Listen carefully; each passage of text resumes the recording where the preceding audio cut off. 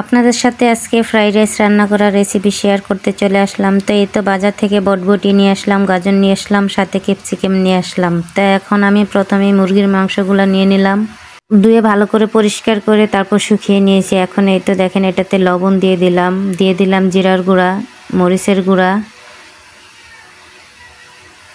দিয়ে দিলাম গরম মশলার গুঁড়া, এখন দিয়ে দেব ধনিয়ার গুঁড়া, একটু সামান্য তেল দিয়ে দিলাম। এখন আদা রসুন দিয়ে দেব, আর এখন সয়া সস দিয়ে এটাকে ভালো করে হাত দিয়ে মাখিয়ে নেব। তো এই তো সয়া সসটাও দিয়ে দিলাম। আমি সবসময় ঘরোয়াভাবে এইভাবেই চেষ্টা করি বাচ্চাদের খাওয়ানোর জন্য, আর আমার এই ফ্রাইটা অনেক মজা হয়, আমার বাচ্চারা ভীষণ পছন্দ করে খায়। তো এই তো মাখানো হয়ে গিয়েছে, এখন আমি এটা ম্যারিনেট করে রেখে দিয়েছি। আর এই দিক দিয়ে দেখুন আমি সবজিগুলো কেটে ধুয়ে নিয়েছি, এখন বাকিটা কুচি করে নেব। ক্যাপসিকামের ভিতর পরিষ্কার করে নিয়েছি, গাজরটা ছিলে নিয়েছি। তো এই তো সব সবজিগুলো এখন কেটে নেব। আগে গাজর কুচি করে নিয়েছি, এখন ক্যাপসিকাম কুচি করে নিতেছি। আর এই কুচি করা সবজিগুলাই আমি দিয়ে ফ্রাইড রাইসটা রান্না করব। আর আপনাদের সাথে কুচি করাটাও শেয়ার করলাম, আমার ভালো লাগে কাটাকাটি করতে, তাই জন্য। তো এখন কথা বলতে বলতে সব কিছু কাটাকুটি শেষ হয়ে গেল। এখন আমি একটু মরিচ কেটে নেব, আর একটু মরিচ তো দিতেই হবে, তাই জন্য।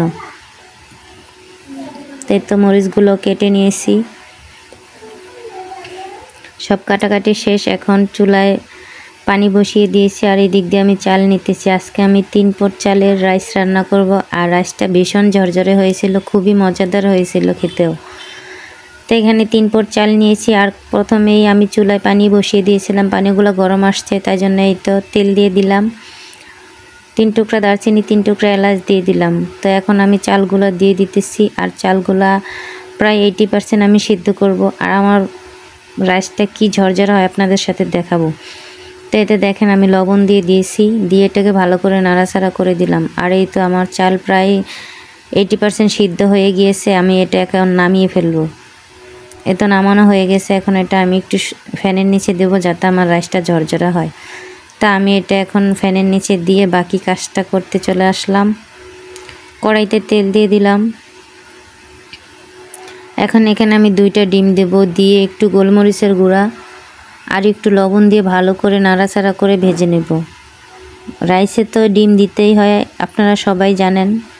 তা আমি প্রায় এভাবেই মাঝে মাঝে রান্না করি, আমার বাচ্চারা ভীষণ পছন্দ করে খায়। আর এই তো দেখেন আমি এখন এটাকে ভালো করে নাড়াচাড়া করে ভেজে নেব। আর আমার বাসার সবাই খুব পছন্দ করেছে রাইসটা, ভীষণ মজা হয়েছিল। আপনারা অবশ্যই এভাবে ঘরে বসে ট্রাই করে দেখবেন, রেস্টুরেন্টকেও হার মানিয়ে দিবে আমার এই রাইস। তো এখন আমি ডিমটা তুলে নিয়েছি। এখন এই তো কড়াইতে তেল দিয়ে দিলাম, আর এখন রসুন কুচি দিয়ে দিলাম, আদা কুচিও দেয়, আমি আদা কুচি দিলাম না, শুধু রসুন কুচিটা একটু নাড়াচাড়া করে নিলাম। এখন আমি বটবটিটা দিয়ে দিব, যেহেতু বটবটিটা একটু সিদ্ধ হতে সময় লাগবে, তাই জন্য আগে বটবটিটাই দিলাম। তো বটবটি একটু সিদ্ধ হয়ে গিয়েছে, এখন গাজর দিয়ে দিতেছি। গাজর সিদ্ধ হওয়ার প্রায় হয়ে আসছে, এখন কাঁচামরিচ দিয়ে দিব, একটু লবণ দিয়ে দিলাম, যেহেতু সবজিগুলা ভাজতেছি তাই জন্য একটু লবণ দিয়ে দিলাম। তো এখন ক্যাপসিকামটা দিয়ে ভালো করে নাড়াচাড়া করে তারপর আমি একটু একটু করে রাইস দিয়ে দিব। আর রাইসটা যেহেতু আমার অনেক বেশি সময় লাগবে, তাই তো দেখেন আমার একদম ভাজাভাজি কমপ্লিট হয়ে গিয়েছে। এখন আমি এটাতে একটু একটু করে রাইস দিব আস্তে আস্তে, আর এক হাতে কাজ করলে তো নানান দিকেই সামলেই কাজ করতে হয়। তো এতে দেখেন রাইসটা দিয়ে আমি এটাকে আলতো আলতোভাবে নাড়াচাড়া করব। আর আমার রাইসটা আজকে ভীষণ ঝরঝরে হয়েছিল, খুবই মজাদারও হয়েছিল, লোভনীয়। তা আমি এখন এটাকে আলতো আলতোভাবে ভালো করে নাড়াচাড়া করব। যতক্ষণ না আমার চালটা ভালো করে সেদ্ধ না হয় ততক্ষণ আমি এটাকে নাড়াচাড়া করব। তাই এই তো অফ ক্যামেরায় আমি বাকি রাইসগুলো দিয়ে ভালো করে নাড়াচাড়া করে নিয়েছি। এখন আমি পরিমাণ মতো লবণ দিয়ে দিতেছি, দিয়ে দেব সয়া সস, এখন দিয়ে দিব টমেটোর সস, দিয়ে এটাকে আবার ভালো করে নাড়াচাড়া করব। তো আমার ঘরে যেহেতু বড় টমেটো সসের বোতল ছিল না, তাই জন্য মিনি প্যাক কিনে নিয়ে আসলাম, সেটাই দিয়ে দিলাম। আমার সবসময় ঘরে টমেটো সস থাকে, তো আজকে বাচ্চাদের জন্য, বাচ্চারা খেয়ে ফেলে তো তাই জন্য নাই।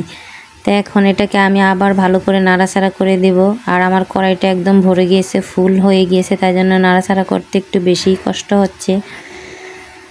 তো আপনাদের কাছে আমার রাইসটা কেমন হয়েছে অবশ্যই জানাবেন। এখন এই তো ভাজা ডিমগুলো দিয়ে দিলাম, দিয়ে আবার এটাকে ভালো করে নাড়াচাড়া করে নেব। এখন রাইস হয়ে গিয়েছে, রাইসটা আমি নামিয়ে ফেলবো, নামিয়ে বাকি কাজটা সেরে নিতেছি। তো এখন এই তো মাখানোরা মুরগিগুলোর ভেতরে এখন আমি কর্নফ্লাওয়ার দিয়ে ভালো করে হাত দিয়ে মাখিয়ে নিব। এ তো মাখানো হয়ে গিয়েছে, এখন এটাকে আমি চুলায় কড়াই বসিয়ে দিয়েছি, এখন ভাজতে দিব। ভাই কথা বলতে গেলে শুধু আটকে যায়, আপনারা ইগনোর করে নেবেন আমার কথাগুলো, যেহেতু আমি নতুন, আমার ভয়েস দিতে সমস্যা হয়। তো এখন আমি ফ্রাইগুলো ভাজতে বসিয়ে দিয়েছি। এই দিক দিয়ে আরও অনেক কাজ আছে, সেগুলো সামলাতে হয়। আর এই রাইসটা রান্না করা শেষ হয়ে গেছে, ওইটাকে রেখে এটা বসিয়ে দিলাম। এখন এটা ভাজা হবে আর আমি ওইটা পরিবেশন করতে চলে আসলাম। তো এই তো দেখুন ভাই, আমার রাইসটা কতটা ঝরঝরা হয়েছে, ভীষণ লোভনীয়, একদম একেবারে অনেক ঝরঝরা হয়েছে, কি বলবো। তো এই তো আমি একদম পরিবেশন করেছি, খুব সুন্দর, একদম ঝরঝরা হয়েছে, পারফেক্ট, একদম রেস্টুরেন্টের স্টাইলে মনে হয়, একেবারে রেস্টুরেন্টকেও ফেল করে ফেলেছে, অনেক সুন্দর হয়েছে।